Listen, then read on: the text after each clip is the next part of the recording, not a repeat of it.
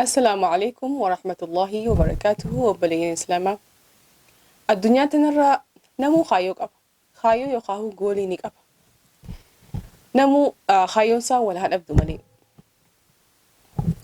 حاجة نوتي الرقودة نما خايو تنا أكمتي إيقالي أكمتي قلمانغا هم بيخو وري وابيخو خايو أكمين نمني فينتان بحاجو دنديا واشن استيبي قوابا خايني جران سندرتي مو واي سيقافة خايو برا خنا godhattee beekta yoo خايو برا خنا 2023 yoo hin qabaanne arrarraa eegaltee bara kana keessatti waan sila galmaan gahachuu barbaaddu lafa kaayachuu dandeessa.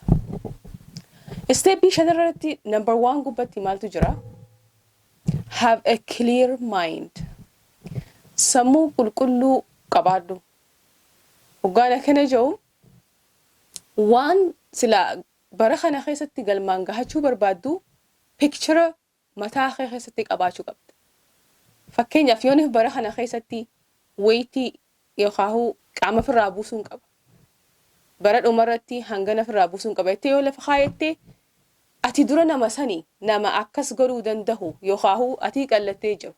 Fakkeenya biraa yoo isiniif kanne quraana buusuun qaba jettee lafa kaayatta. Bara kana keessatti lafzii yookaan hifzii.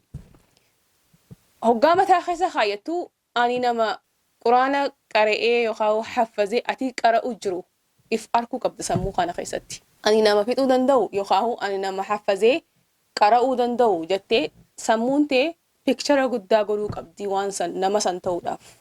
Hoggaa san laaltee ati fakkeenyaaf quraana fixee bara dhumarratti quraana fixee lafa buusee qara'uu if arkuu qabda sammuu kana keessatti.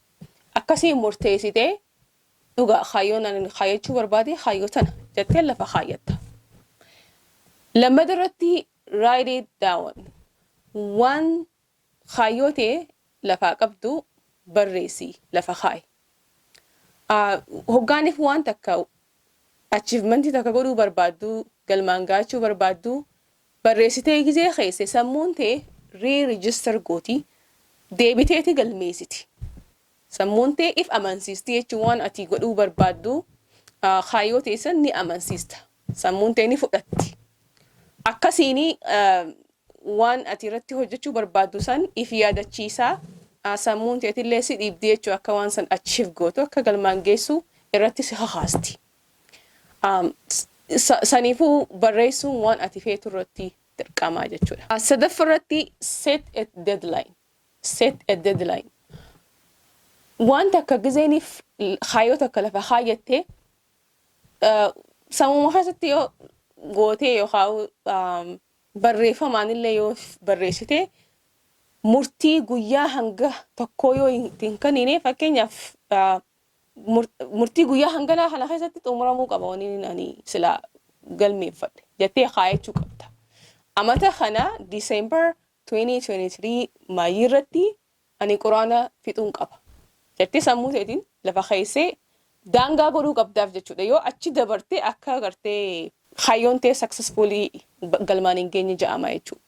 Kanaafuu isoo guyyaa san hin geenye yoonif deadline haa godhattu taate guyyaa san duratti fixuudhaa fi everyday irratti dalagdee tarkaanfii godhatta. Kanaaf deadline godhachuun hedduutu akkasii barbaachisa. Break it down into everyday step.